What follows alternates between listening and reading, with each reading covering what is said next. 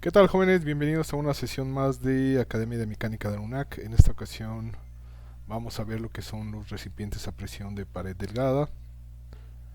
Este tema es parte de análisis de las estructuras 2. Y como pueden ver ustedes en la imagen, ahí podemos ver un recipiente cilíndrico, ¿sí? Donde tenemos almacenado algún tipo de fluido, puede ser el líquido o gas. Y el objetivo principal de este tipo de tanques es mantener estos fluidos a presiones mayores a la ambiental. Bueno, ¿para qué los utilizamos o para qué o cómo diseñamos este tipo de recipientes? Por lo general, en la industria vamos a encontrar recipientes del tipo cilíndrico y recipientes del tipo esférico. Son los más comunes que vamos a observar, y bueno, pues lo que vamos a ver es la formulación matemática para poder calcular o para poder diseñar este tipo de tanques.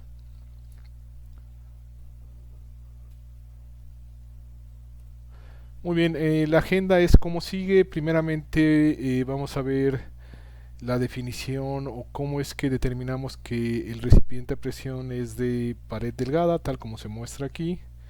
Posteriormente vamos a ver la formulación matemática para el cálculo de esfuerzos en recipientes cilíndricos.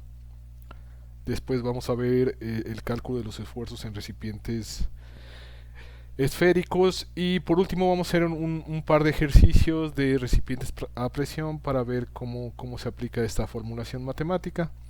Aquí pueden ver básicamente en estas dos figuras el recipiente cilíndrico y el esférico, y podemos ver aquí otro recipiente cilíndrico resuelto por elemento finito. También podemos utilizar elemento finito para poder predecir cálculos en zonas donde tengamos cambios de sección o tengamos algún tipo de concentrador de esfuerzo. Pero básicamente con la teoría que vamos a ver va a ser suficiente como para poder predecir los esfuerzos en este tipo de recipientes.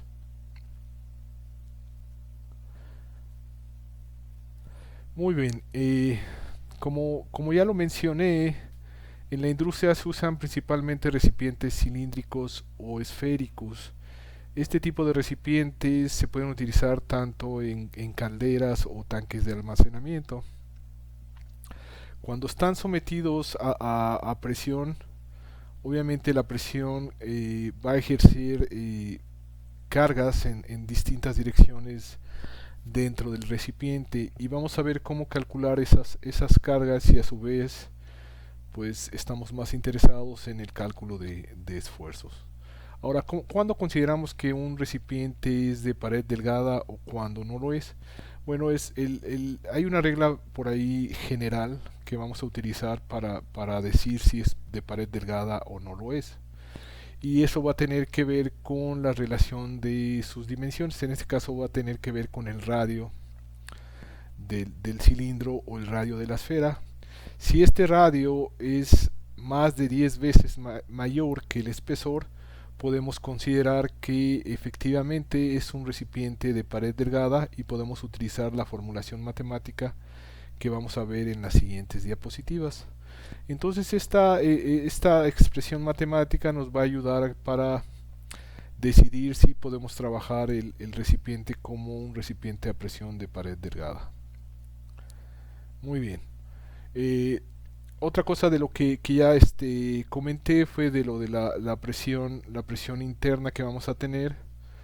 Obviamente van a ser presiones arriba de la atmosférica, porque estamos asumiendo que obviamente la presión interna y la presión externa debido a la atmósfera pues está aplicada en ambas cavidades. Entonces vamos a utilizar solamente las presiones manométricas para hacer los cálculos de esfuerzos en este tipo de recipientes. Muy bien.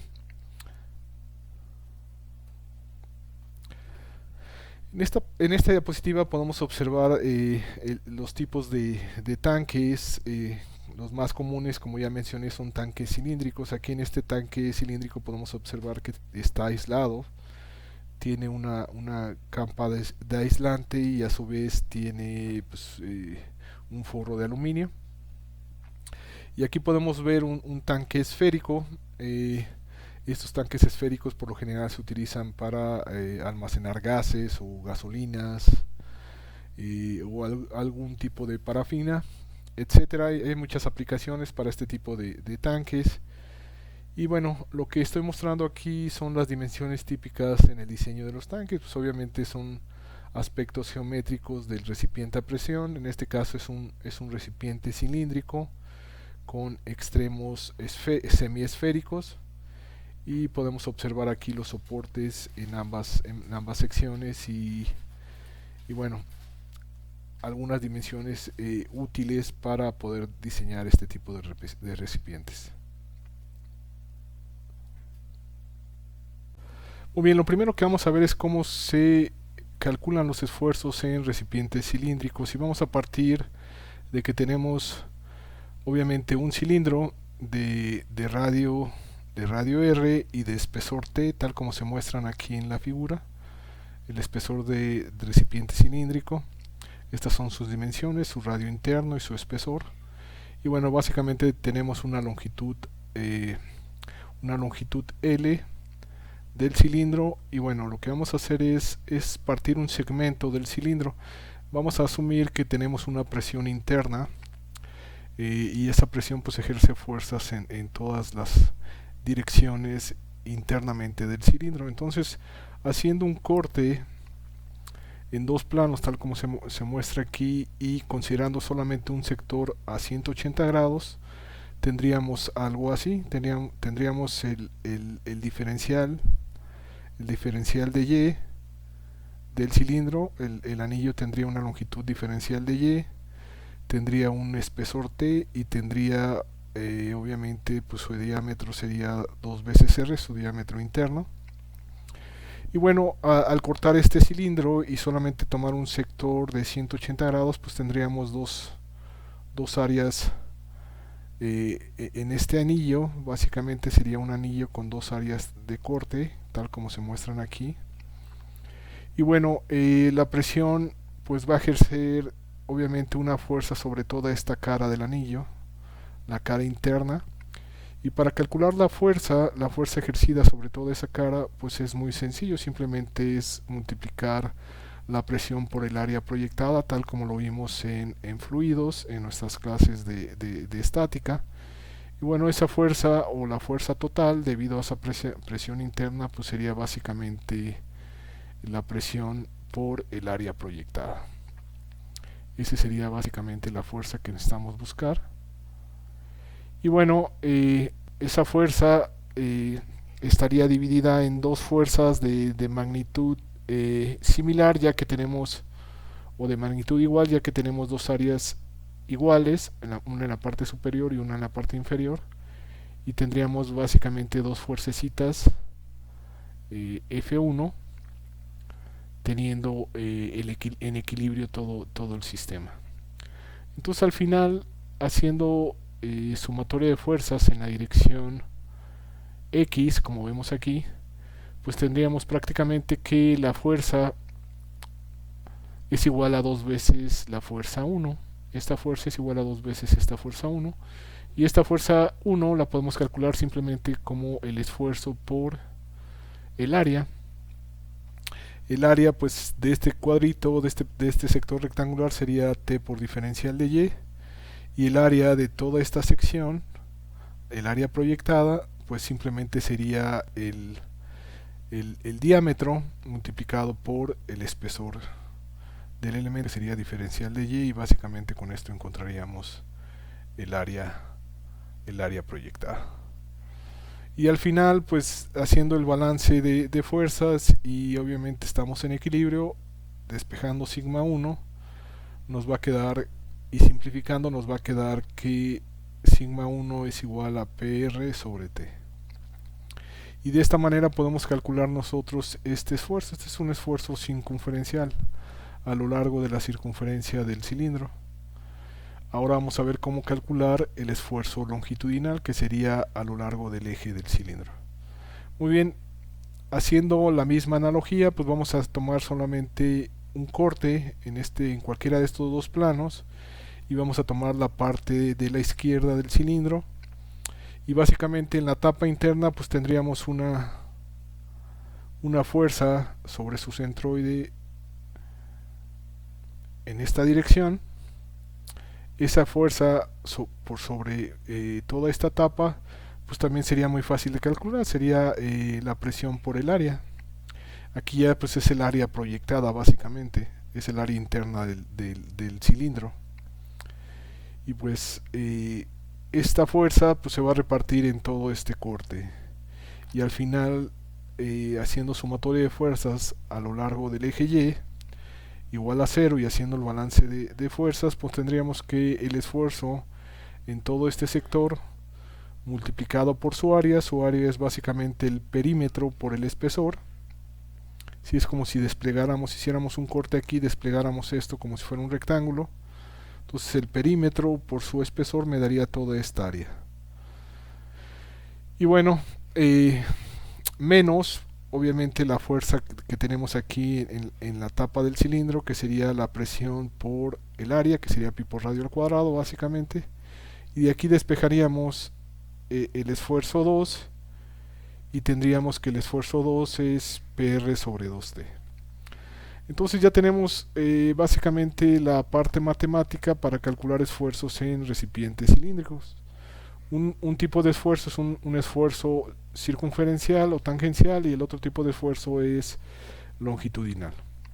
Si se fijan, las dos ecuaciones son muy parecidas, no más que una se divide básicamente entre dos. Muy bien, a manera de resumen, como ya habíamos dicho, tenemos en recipientes cilíndricos vamos a tener que sigma 1 va a ser el esfuerzo anular o el esfuerzo tangencial, y va a estar dado por esta ecuación, y el esfuerzo longitudinal, que es a lo largo del eje del cilindro, pues va a estar calculado mediante esta ecuación. Donde obviamente estos factores pues son la presión manométrica interna, el radio interno del cilindro, y T es el espesor de pared.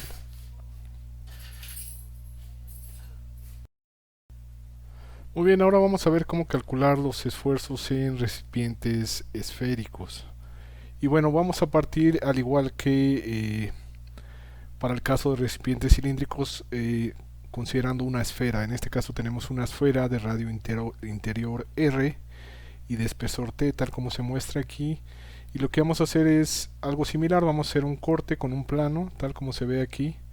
Y lo que vamos a determinar pues son los esfuerzos básicamente en la dirección de Hooke. En una esfera ambos esfuerzos son circunferenciales, entonces por eso es que se le llama sigma 2.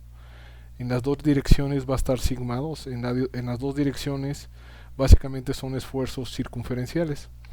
Y bueno, partimos de que al hacer el corte sobre ese plano, pues obviamente con la presión interna va a haber una fuerza sobre toda la cara de la semiesfera en esta dirección, y esa fuerza simplemente sería la presión por el área proyectada interna, y esa fuerza se va a repartir en todo el espesor.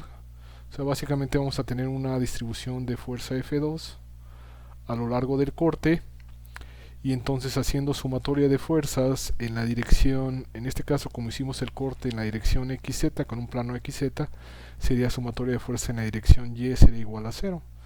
Entonces básicamente esta fuerza debe de ser igual a esta fuerza interna del plano de corte, y entonces tendríamos que la fuerza es fuerza 2, pues sería el esfuerzo 2 por su área, y su área sería exactamente similar a la del cilindro. Entonces es como si desplegáramos esta área en una rectangular, entonces es como si tuviéramos el perímetro por el espesor. Entonces básicamente sería 2 pi r por T menos esta fuerza por su área proyectada, que sería pi por radio al cuadrado. Entonces al final el esfuerzo sigma 2 pues, nos dio muy similar al esfuerzo longitudinal en un recipiente esférico. Entonces de esta manera vamos a calcular nosotros los esfuerzos de Hooke en una esfera. Entonces el esfuerzo 2, que sería el esfuerzo circunferencial, Lo vamos a calcular con la presión interna que tengamos del gas dentro de la esfera, el radio interior y el grosor de pared.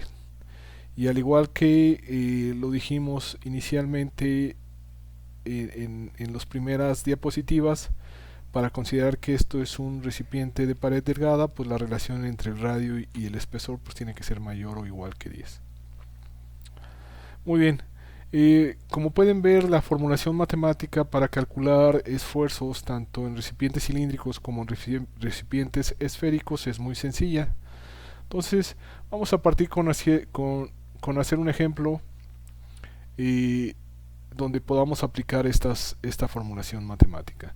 Vamos a partir con este ejercicio, que es el problema 1, y dice así: el tanque del compresor de aire está sometido a una presión interna de 90 psi, esta sería la presión interna. Si el diámetro interior del tanque es de 22 pulgadas y el grosor de su pared es de 0.25 pulgadas, determine las componentes del esfuerzo que actúan en el punto A. El punto A se encuentra localizado aquí, este es básicamente un compresor.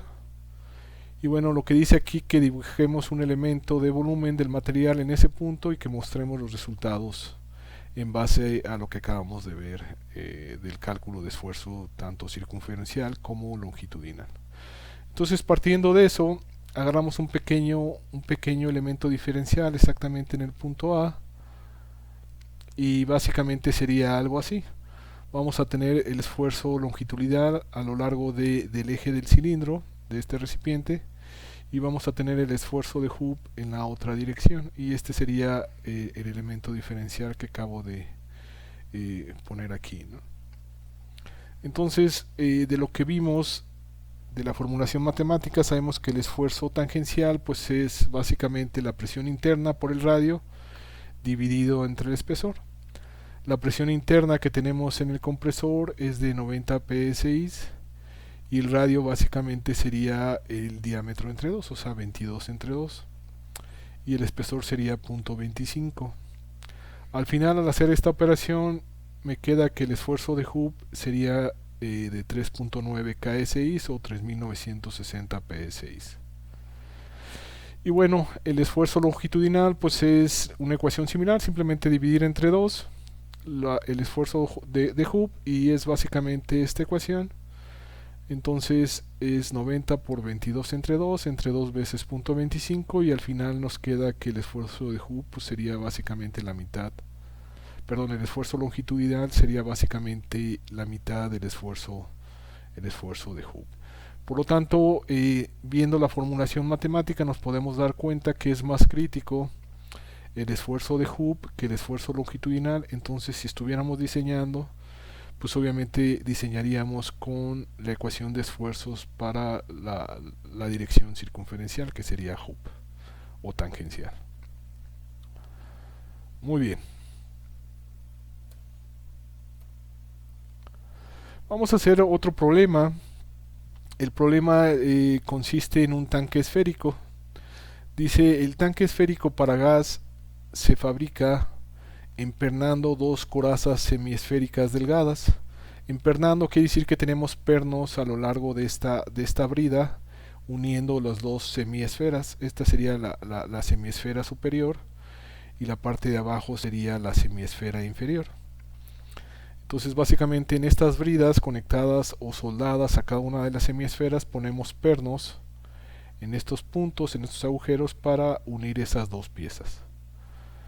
Y bueno, entonces dice: si el tanque con diámetro interno de 8 metros se diseñara para soportar una presión manométrica de 2 megapascales, obviamente estamos en el sistema internacional, determine el grosor mínimo de pared del tanque y el número mínimo de pernos con 25 milímetros de diámetro que deben utilizarse para sellarlo. El tanque y los pernos están hechos de materiales que tienen esfuerzos normales permisibles de 150 y 250 megapascales. ¿Sí? ¿Qué quiere decir? Que los pernos tienen una resistencia mayor que inclusive el tanque en cuanto a sus esfuerzos permisibles.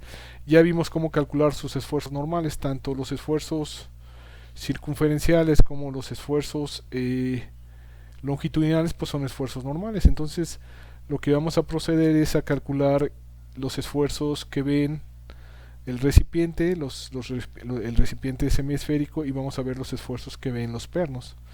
Entonces vamos a empezar con calcular el esfuerzo en la coraza semiesférica. Ya habíamos comentado que los esfuerzos en una esfera, pues en las dos direcciones, si agarramos un elemento diferencial va a ser exactamente el mismo, va a ser sigma 2, y el esfuerzo en la coraza pues va a ser calculado mediante esta ecuación, PR sobre 2T, sustituyendo la presión que tenemos ahí de 2 megapascales multiplicado por el radio. El radio sería básicamente 4 metros entre dos veces el espesor de la coraza, pues sería básicamente el esfuerzo que tendríamos ahí. Y si igualamos ese esfuerzo al esfuerzo permisible, de esa manera podemos nosotros verificar cuál sería, en este caso, lo que nos estarían pidiendo, pues es el espesor, ¿sí?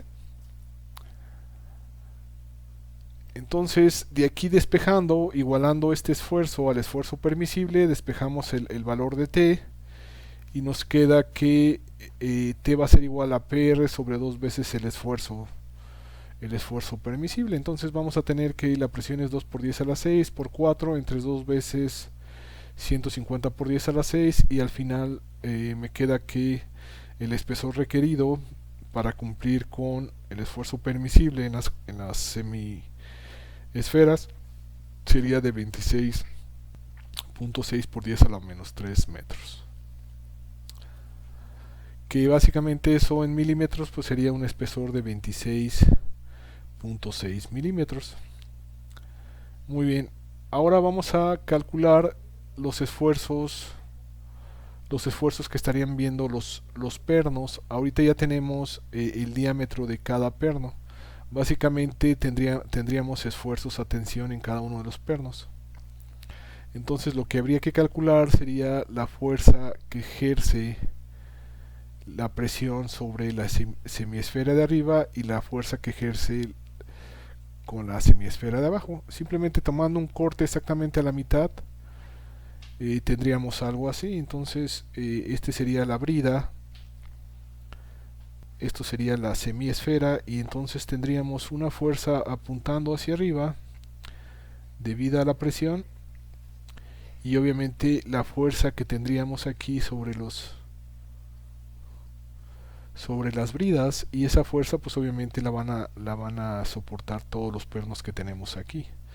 Entonces habría que calcular esta fuerza. Esta fuerza, a la que le voy a llamar F1, pues es la fuerza que tendríamos que calcular, o sería la fuerza que van a ver los pernos, los 360 grados. Es la misma fuerza porque estamos haciendo el corte, ¿no? Entonces, pues es lo que hay que calcular.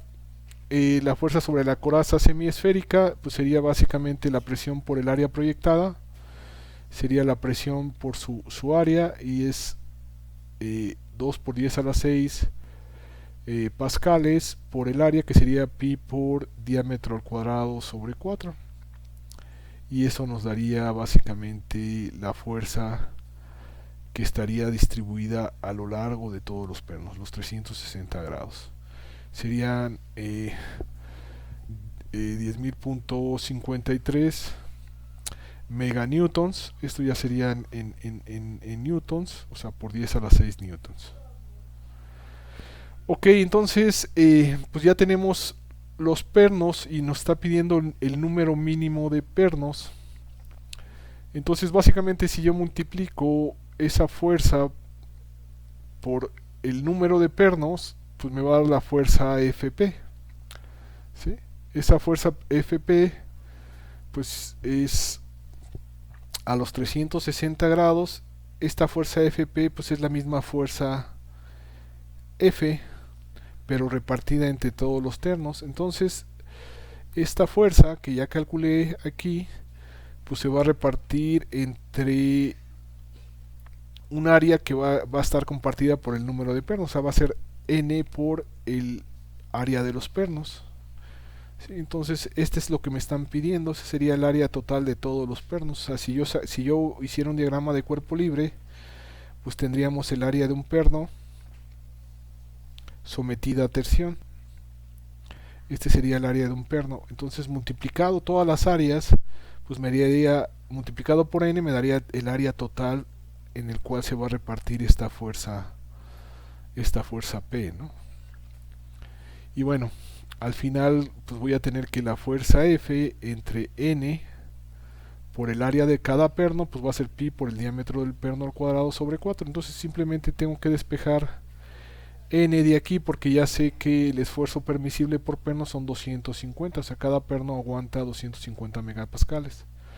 Entonces despejando ya de aquí n, me queda que el número de pernos que necesito, ¿sí? para soportar esta fuerza F, pues son básicamente 821 pernos.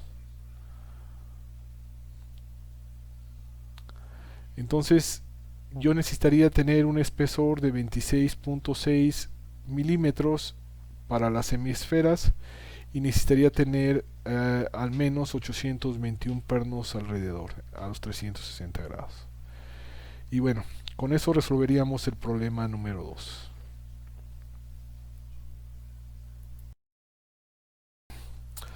Muy bien, jóvenes, vamos a resolver el problema número 3 para esta sección. Y el problema número 3 básicamente consiste en un tanque de almacenamiento de gas que se fabrica de la siguiente manera. Están empernados eh, dos corazas semicilíndricas, o sea, esta sería una semicoraza cilíndrica y esta sería la otra. Y básicamente se unen por medio de pernos en estas bridas que tenemos a 180 grados de cada lado. Y del otro lado tenemos dos corazas hemisféricas, una de este lado y la otra de este lado, tal como se muestra en esta figura. Dice, si el tanque está diseñado para soportar una presión interna de 3 megapascales, determine el grosor mínimo requerido en las corazas. Y bueno, y también el número de mínimo requerido de pernos longitudinales. Solamente me está pidiendo los pernos longitudinales y no los circunferenciales. Y nos dice al final que el tanque y los pernos de 25 milímetros de diámetro están hechos de un material que tienen esfuerzos normales permisibles de 150 y 250 megapascales respectivamente. Básicamente estos esfuerzos permisibles son como los que utilizamos en el problema número 2 para esta sección de recipientes a presión. Y el tanque tiene un diámetro interior de 4 metros. Este sería el diámetro interior del tanque. Muy bien, entonces vamos a resolver el problema. Entonces vamos empezando con las corazas semicilíndricas. ¿Cómo vamos a calcular el esfuerzo mayor en una coraza semicilíndrica? Pues es el esfuerzo de Hooke. Y el esfuerzo de Hooke pues es PR sobre T. Si eso lo igualamos al esfuerzo permisible, pues simplemente despejamos el espesor de esta ecuación y podemos determinar qué espesor mínimo requerimos en las corazas semicilíndricas. Despejando de la ecuación tenemos que el espesor mínimo requerido es de 40 milímetros. Entonces cuando diseñemos estas corazas, el mínimo espesor que debemos de seleccionar es 40 milímetros para este material. Muy bien, ahora vamos a calcular en las partes de las corazas hemisféricas, que son estas laterales. Y aquí tenemos un solo tipo de esfuerzo. Ese tipo de esfuerzo se calcula de esta manera, que es un esfuerzo básicamente circunferencial o tangencial. Y si lo igualamos igual a su esfuerzo permisible, solamente habría que despejar el espesor para calcular qué espesor mínimo requerido para esta coraza hemisférica. Y pues obviamente como la fórmula está dividida entre dos, pues nos va a dar que el espesor debe ser a la mitad. Entonces ya tenemos el espesor de diseño para estas corazas. Muy bien. Ahora el siguiente paso es calcular qué número de pernos necesito en este cilindro para unir estas dos semicorazas cilíndricas. No nos dan una longitud en el problema, entonces vamos a dejar todo en función de la longitud. Por eso dice por unidad de longitud cuántos pernos necesito. Entonces vamos calculando primero la fuerza que se va a ejercer sobre cada uno de los pernos. Obviamente, si revisamos, vamos a tener que, si esta fuera la coraza, ¿sí? La coraza semicilíndrica, pues básicamente tendríamos una presión sobre toda esta parte de la coraza y esa se traduciría en una fuerza. Esa fuerza estaría repartida en los pernos de este lado y los pernos de este otro lado. Entonces al final esta fuerza la van a absorber los pernos. Y esta fuerza se calcula simplemente la presión por el área este, proyectada, que sería toda esta área que ustedes ven aquí, ¿no? Esta fuerza es presión por área proyectada y esta es la fuerza que van a ver todos los pernos. Muy bien. Entonces al final el esfuerzo que va a ver cada perno pues va a ser la fuerza que ven los pernos entre el área de los pernos. Y la fuerza que ven los pernos pues es la fuerza total que estamos calculando aquí. Y esa fuerza pues lo vamos a dividir entre un número total de pernos multiplicado por sus áreas de sus pernos. Entonces al final tenemos que F entre N por su área, esto debería ser igual al esfuerzo permisible. Y entonces vamos a dejar todo en función de la fuerza por unidad de longitud. Sí, o sea, vamos a pasar este término, que es el área, al otro, eh, vamos a despejar n primero de aquí y vamos a dejar todo en función de n sobre l, que básicamente nos va a decir, n sobre l nos va a decir el número de pernos por unidad de longitud. Entonces simplemente de aquí pasamos n al otro lado y l al otro lado dividiendo, y este 250 pasaría dividiendo. Entonces al final quedaría esta expresión y esto nos daría que necesitamos 8 pernos por unidad de longitud, por metro de longitud. Pero estos serían básicamente el número de pernos por unidad de longitud, pero tenemos dos segmentos, o sea, un segmento aquí y otro segmento acá. Entonces básicamente dividiríamos esto entre 2 y esto nos daría el número de pernos por metro de longitud por cada lado. Entonces básicamente necesitaría yo 49 pernos por cada metro de longitud en este recipiente. Y bueno, este sería el problema número 3.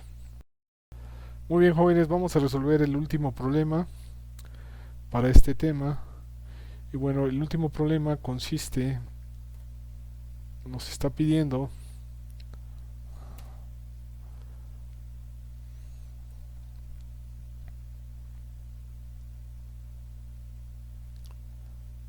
muy bien, jóvenes, vamos a resolver el último problema.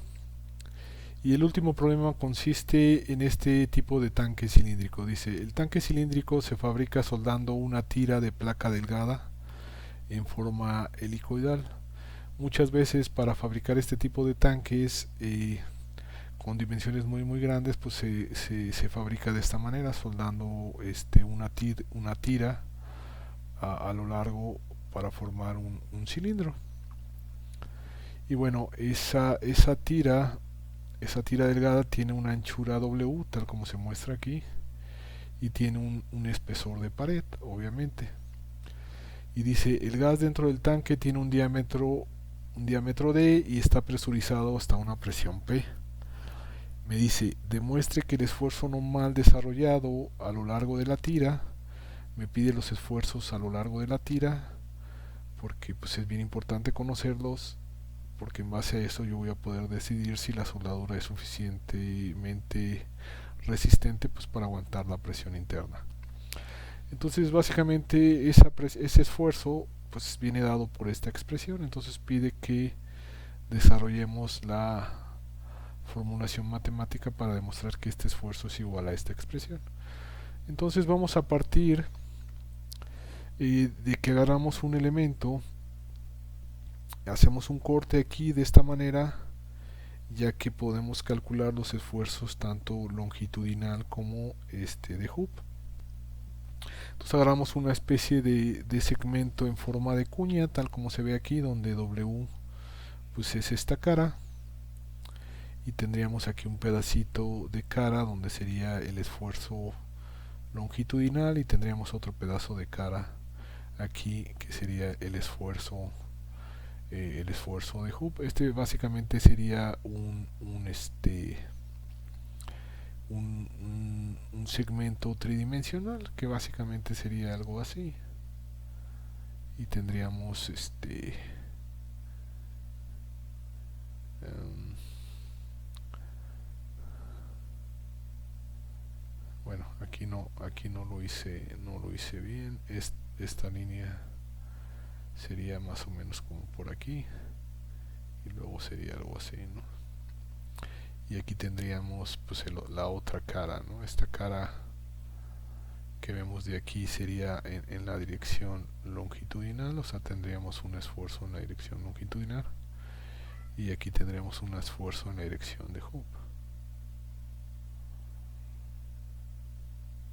en la dirección, perdón, de teta, que me define donde en la dirección de la soldadura, y básicamente el área que vemos aquí punteada sería en la dirección de Hooke.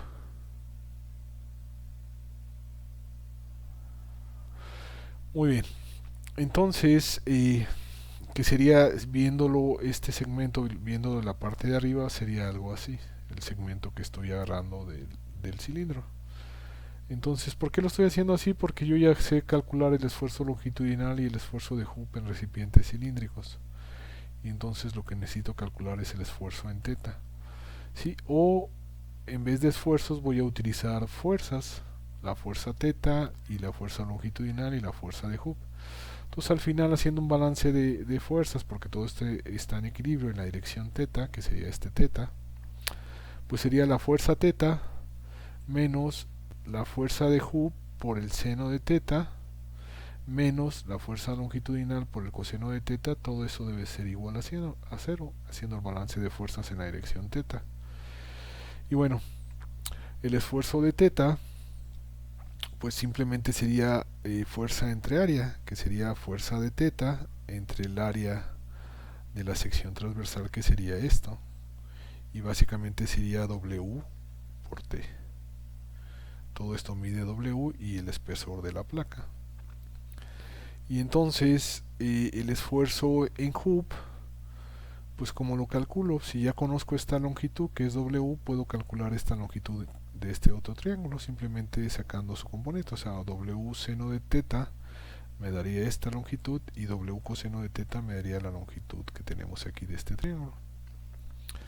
Entonces las áreas de cada una de las caras, pues entonces por ejemplo, para el esfuerzo de Hooke, el área sería W seno de teta por T, que sería esto que tenemos aquí. Entonces sería el esfuerzo, perdón, la fuerza de Hooke entre el área en Hooke.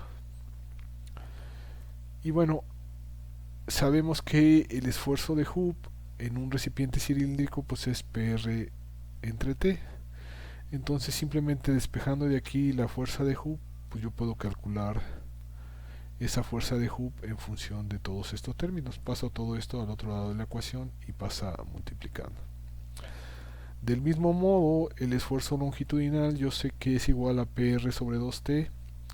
Entonces de aquí voy a despejar la fuerza en la dirección de la longitud, simplemente pasando este término del otro lado de la ecuación, y pues voy a dejar todo en función de fuerzas. Tengo la fuerza de Hooke, que es todo esto, y tengo la fuerza longitudinal, que sería todo esto. ¿Sí?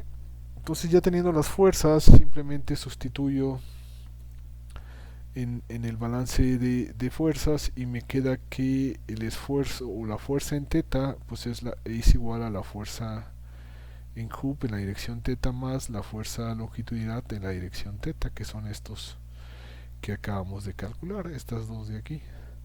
Entonces hacemos la sustitución y al final por sus componentes obviamente, ¿no? Porque aquí vendría siendo Fl, la fuerza longitudinal, y sería la fuerza de Hooke. Sus componentes, pues la de esta sería fuerza de Hooke por el seno de teta. Aquí está fuerza de Hooke por el seno de teta, y la componente en esta sería la fuerza longitudinal por el coseno. Eso es igual a F teta. Entonces, haciendo la sustitución, pues me va a quedar aquí un término, un seno cuadrado, porque FH está en función de un seno y FL está en función de un coseno, y aquí me va a quedar un coseno cuadrado. Entonces, haciendo aquí y sacando como factor común P de W sobre 4, me va a quedar que pues, voy a tener aquí dos veces el seno cuadrado más el coseno cuadrado. Y usando la identidad trigonométrica, que el seno cuadrado más coseno cuadrado es igual a 1, pues simplemente de aquí sustituyo el coseno cuadrado, que sería 1 menos el seno cuadrado, y al final voy a tener que en el corchete solamente seno cuadrado de teta más 1 multiplicado por toda esta expresión, pero al final esta expresión tiene que estar en función de un ángulo doble. Entonces, ¿qué función trigonométrica tiene un ángulo doble? Pues es el seno cuadrado. El seno cuadrado es igual a un medio multiplicado por 1 menos el coseno de 2 teta. Entonces simplemente sustituyo esto aquí en el seno cuadrado y simplifico. Hago el quebrado, básicamente 2 va a salir de aquí de la ecuación multiplicando a esto y va a quedar como 8. Y dentro del corchete pues voy a tener 1 menos el coseno de 2 teta. Y como aquí teníamos un 1, haciendo el quebrado va a quedar un 2. Entonces voy a tener 1 menos el coseno de 2 teta más 2. Simplificando, pues esto me queda que la fuerza en teta es esta expresión matemática. Y al final el esfuerzo de Hooke pues es la fuerza en teta entre W por T. Y simplemente al dividir W por T, pues simplemente se va a eliminar esta W con la W de abajo y va a quedar la T. Entonces al final llego a la expresión matemática que me estaba pidiendo el problema. Y bueno, este es un problema donde pues tuvimos que utilizar identidades trigonométricas para poder resolver el problema y dejar el esfuerzo en la dirección teta en función de un ángulo doble. Muy bien, con esto terminaríamos la parte de o la sección de recipientes a presión. Muchas gracias.